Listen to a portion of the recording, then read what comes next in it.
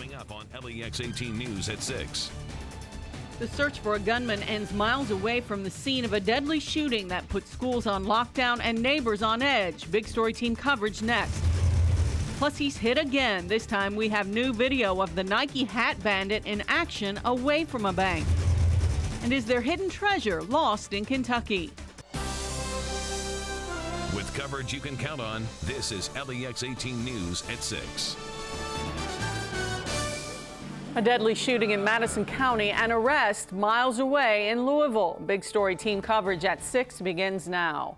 Good evening, I'm Nancy Cox. And I'm Kevin Christopher. Thanks for joining us at 6. He's accused of killing one man and critically injuring another in a shooting in Berea this morning, but police have made an arrest. It took a day-long manhunt before suspect Matthew Denholm was captured, and the details are still unfolding. LEX 18's Adam Weiner begins tonight's Big Story team coverage. Yeah, it started in Berea near the college there, but it ended in Louisville. The 27-year-old Matthew Denholm, suspected of killing a friend of his after a fight in Berea and injuring another man. He was tracked, though, using his cell phone all the way to Jefferson County, where he was finally captured. Denholm resisted arrest at first, refusing to get out of his car. However, that standoff was brief, and Denholm peacefully surrendered. I spoke with Denholm's uncle, Frank Denholm, a former U.S. congressman from South Dakota, earlier today about Denholm's military background. He said Denholm served in both the wars in Afghanistan and Iraq, and his specialty was the disarming of dangerous roadside explosives. But the former congressman adds he saw no signs of mental instability when Matthew Denholm returned home to South Dakota. He left the Legion. Our local Legion had a little luncheon on his going away party when he went into service, and they had a reception for him when he came back. He seemed to be well adjusted and got the people all right. Well, we're told Berea police are taking Denholm back to Berea tonight to charge him with first-degree murder and assault. Kevin, back to you. Well, police say Denholm opened fire in an apartment above a law firm. It happened just after 7 this morning on Chestnut Street. Nikki Burdine joins us live from near the scene as we continue our Big Story team coverage.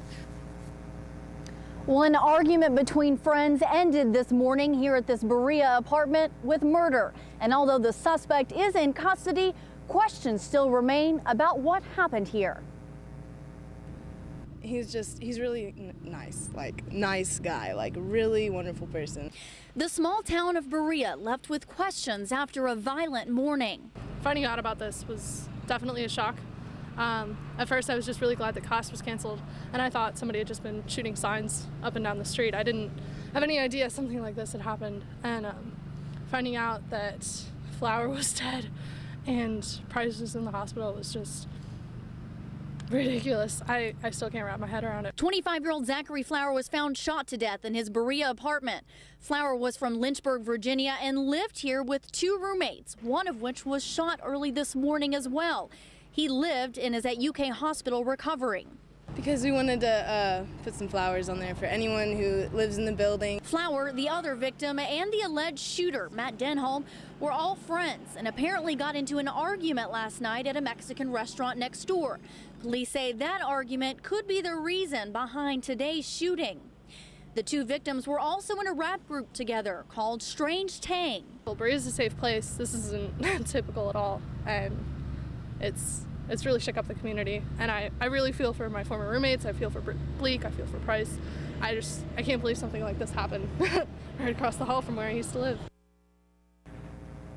The coroner tells us he'll have a much more detailed report tomorrow after the autopsy is completed. For now, LEX 18's Adam Baker continues our team coverage. Well, Nikki, as you can imagine, until that suspect was caught in Louisville, there was a lot of concern about where he was or where he could be headed. So that prompted all of the schools in the area, that crime scene, including Madison Southern High School here behind me in Berea, to go on lockdown. And they stayed that way for much of the day. Now, during that lockdown mode, police and also school employees stayed in the parking lot and stayed in the entrances to those schools, checking vehicles, checking visitors, making sure everyone who was coming and going were people who should be on campus, making sure everything was safe. That lockdown, though, was eventually lifted when police made that arrest in Louisville. That meant that students could go home. They could go home as normal, and dismissals went fine. That was a relief to a lot of parents in the area. Said I've been here years, so it's the first thing I've ever heard of around here close, and it's scary being in a small town. You never know what could happen. That man has a student in 5th and 6th grade here in Madison County, so he was very relieved to have both of them come home safely today. We should also tell you that there's a small college in downtown Berea called Berea College, and those students were also put on lockdown today. They were told to stay indoors and stay as safe as possible during that investigation. We're covering the news live in Madison County from the LEX 18 mobile newsroom. Now back to you. Thousands of you depended on our website, lex18.com, and our Facebook page for the latest updates on this developing story. We also have more on the shooting and the arrest coming up on Evening Edition at 7. In other news, the Anderson County man set to go to trial on animal cruelty charges has decided to change his plea. Paul Dieringer will head back to court December 8th. Police say last year he kicked his girlfriend's puppy, threw it against a wall, then set that puppy on fire.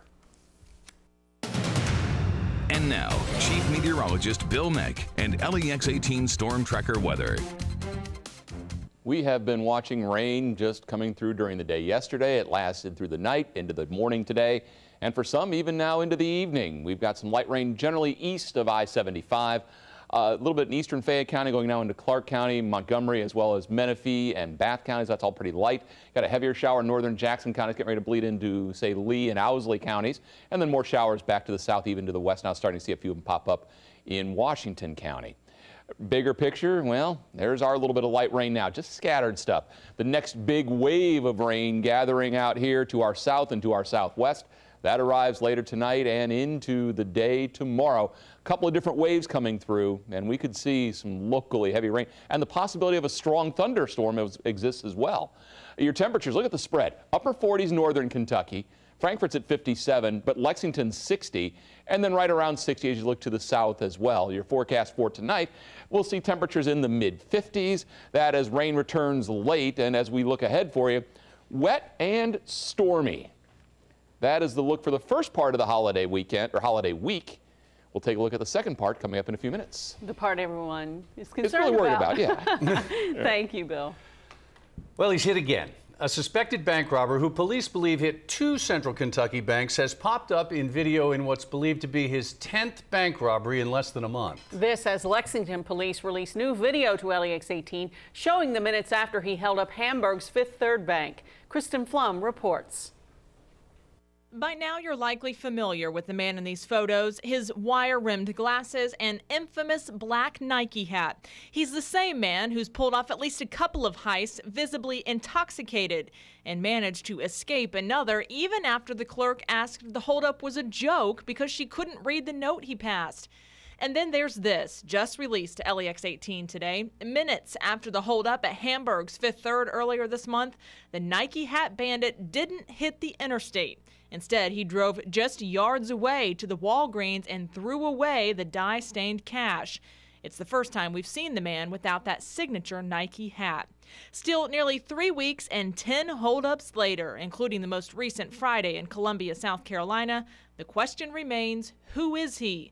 He's made quick cash in 6 states now in what police call simple note jobs and managed to get away in his silver car each time. Where will he hit next? And will it be the place his luck runs out? Covering the news in Lexington, Kristen Flum, LEX 18 News. The FBI is now actively investigating.